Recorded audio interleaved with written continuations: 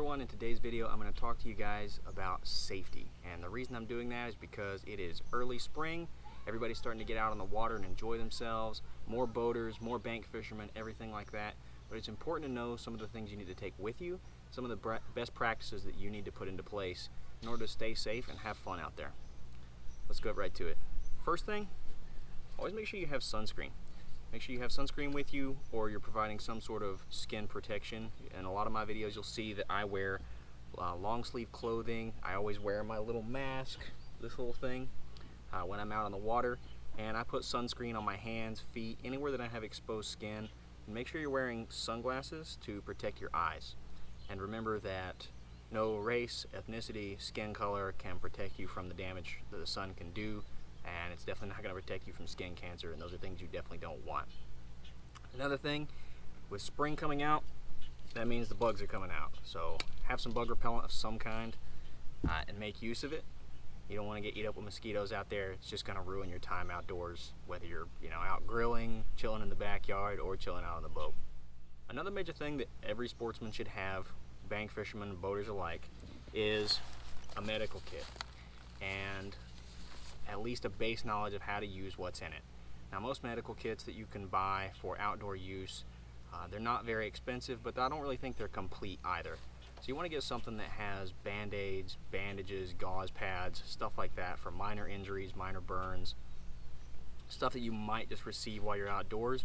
But some things I think you should add to it just as a precaution. Something like this bleed stop to stop any kind of bleeding. And also, I think you should go online and pick up a couple of tourniquets and learn how to use them. It also wouldn't be a bad idea to take a CPR class or a general first aid class. They're just good knowledge for anyone to have, and these items can really help you out if you get in a bad situation outdoors.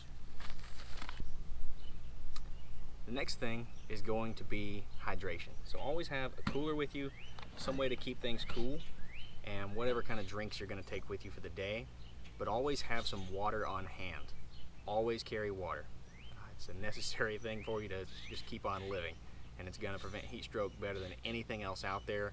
And it's really easy to lose track of how much you're hydrating if you're outside having fun, especially if you have kids around and stuff like that. It's easy to lose track of what they're drinking, and it's easy to lose track of yourself. Just make sure you have some water with you. And if you're going to go out and you're going to consume alcoholic beverages if you're of age, make sure if you're operating a motor vehicle, driving to and from your location, or if you're operating a boat, make sure you're staying under the legal limit, or better yet, just don't consume anything at all and trade off with a friend for next time. Another thing that you should have with you, whether you're on a boat or on the bank, in my opinion, is a life jacket. Now, I carry a couple of adult life jackets on my boat at all times, and I normally throw one in the truck if I'm going to be fishing around a dam or anywhere where there's turbulent water. And the reason for that is it just takes one slip. You go in the water at a place where it might be a little deeper than you think, and the water is just a little swifter than you can manage as a swimmer, and that could be the end of you. So I highly recommend, if you're going to fish or enjoy activities around the water in areas where it's turbulent, you have a life jacket on hand, so if you want to be near the water, you have it for your own safety. Also, just as a safety tip, in the event you find yourself in the water in a turbulent area, do not swim against the current. Swim angled toward the bank with the current. You'll reach the bank further downstream than where you went in, but you're more likely to reach the bank that way. If you try to fight the current, you're just going to get tired. It's just going to push you further away, and it's just going to make your whole situation that much worse.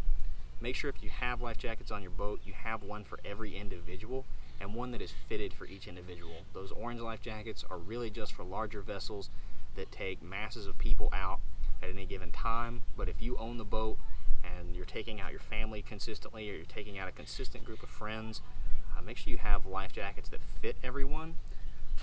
Things like this one right here is for my youngest son.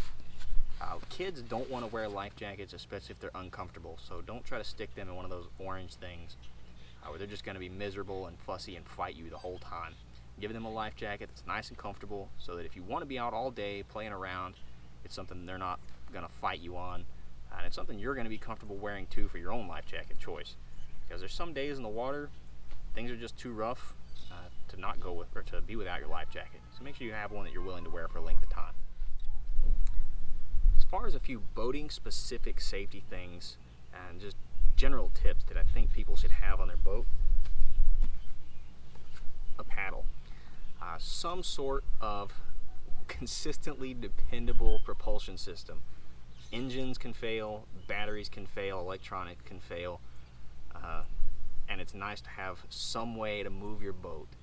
And I always think you should have a paddle in your boat, regardless of what kind of boat you have, regardless of how well serviced it is. Just have something as an emergency propulsion system available to you.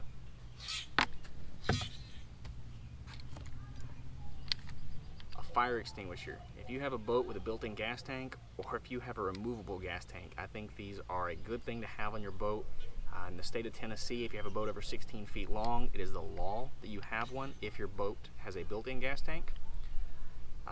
Make sure you have them inspected. You can take a fire extinguisher to your local fire department, regardless of who made it, and they will check them, inspect them, and recertify them for free. So if you have a fire extinguisher, it hasn't been inspected in a long time, check the gauge, see if it's reading in the green. If it isn't, go and have it recertified, or just replace it. They're not that expensive.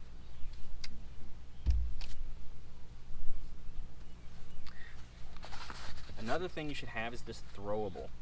Make sure this thing is not just tucked away in some obscure compartment in your boat, and make sure anyone who comes on your boat knows where to find it, because you might be the one who goes overboard. If you're the only person who knows where it is, you didn't have your life jacket on, you might be in trouble. So make sure this thing is accessible. Make sure everyone who's on your vessel knows where it is. A whistle, some sort of emergency sound signaling device. You can use this in conjunction with a visual signaling device such as flares or something like that. You never know if your boat horn is going to fail or what have you. But just having a way to signal someone and say, hey, look over here, I'm in trouble. It might be louder than you can yell, is a great thing to have. I always carry one on my boat just in case. Understanding your boat, understanding your equipment can be a lifesaver, and having the tools to make the minor repairs you might need is always a good thing to have. I just have a small little Plano case here. It's a watertight case, and I put just a few wrenches and things like that that I know I need to repair things on my boat. In this little case, it works great. Another thing you should always try to keep with you for the electronics in your boat, keep a little bag of fuses and a little fuse testing and fuse pulling device. This could help you out a lot in the event you have a minor breakdown or a minor equipment malfunction that might get you back up and running without ruining your day, without even slowing down your fishing or your boating adventure. Another thing to have with you is a small little box that contains just a few odds and ends that you might need while you're out on the water. So I use another one of these dry boxes for this, and in this little box I keep a few extra plugs. I keep a spare set of keys for my boat in this container, as well as my boating registration card, my boating license, and my insurance information for my boat. Now when it comes to a boating license, the state of Tennessee doesn't require anyone born before January 1st, 1990 to have a boating license. However, that does not that is not the correct word. That does not exclude you from obeying the laws that you can learn by taking that course. The study material is free online, and whether or not you want to go take the course or not, if you fall outside of the age category, you should go online, review the material so you understand the law and you understand some of the navigation aspects of boating. And I would highly recommend that you go ahead and go take the test. It's very inexpensive to go take it, and you'll have that license and you're good to go. It's a great way to just bring yourself up to knowledge and keep you a little bit safer on the water. A couple other things you should have on board your boat. Have a few bumpers on your boat. These things are great if you need to approach another vessel, or if another vessel wants to approach you, and also for docking, loading and unloading purposes, just to protect your boat, keep you from getting scratched up and dinged up, things like that. As well as having a few pieces of extra rope on your boat.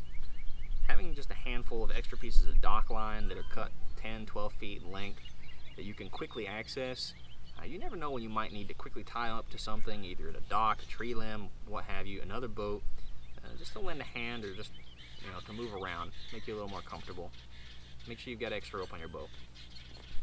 No matter what kind of vessel you have, every boat should have a solid anchor on board.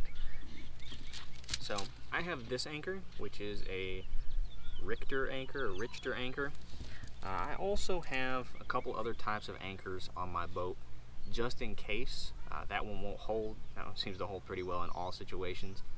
But make sure the line that it's attached to, you also have a way to quickly disconnect it from your boat in the event that you're anchored up and an emergency comes about, such as water gets really turbulent really fast, a barge comes through if you have those, larger vessels that have right of way come through. And if you need to quick disconnect, a great way to do that is to just tie a little buoy at the top end of your line and just tie a little knot in it so it can't slide up and down. And that little buoy, put a little bit of contact information on it, your TWRA identification number, whatever state you happen to live in, your identification number for that. That way, if you have to quickly disconnect at night and you lose your anchor and you can't find it, you can come back the next day, or if somebody else happens along and finds it and pulls it up, you might be able to get it back to you. Just a couple more notes about boater safety. Make sure you check your batteries, make sure they're fully charged, make sure your navigation lights are operational. That way, if you're operating in low light conditions, you have those nav lights for your safety and the safety of other boaters. And also, make use of this thing. So this is your ignition cutoff switch. It should go into a small slot right beside of your throttle control, and it's in the event you go overboard, this thing will kill your engine so your boat doesn't turn around and run you over or just continue off into who knows where. I've seen a lot of people that disable these things, and that is a really ignorant idea, because I have also seen a runaway boat that could have caused some injuries. Thankfully it did not. But make use of this thing. One of my favorite ways to do this is leave it clipped in and either clip it to my life jacket or make a loop out of it and put it around my wrist and then just kind of snug it up and leave it there while I'm boating. And it's easy for me to just slip off and go, but in the event I were to go overboard, this thing would pull free and keep me safe, stop my boat. One other thing I think everyone should do, if you plan on going out, if you plan on boating, fishing, being outdoors for any length of time, make sure you let someone else know where you're going, how long you intend to be gone, those kinds of things, because it could make a big difference as to if something bad were to happen to you. How long you spend out there injured and unable to treat yourself, it could make a big difference in your survival. It could make a big difference in your recovery if it is something minor and you just have no way to communicate back or no way to get your vehicle or your boat back into, back home. So make sure you let someone know where you're going and, how long you intend to be gone. Alright everyone, that's going to do it for today's video. I hope you found these tips informative and helpful, and thank you for watching.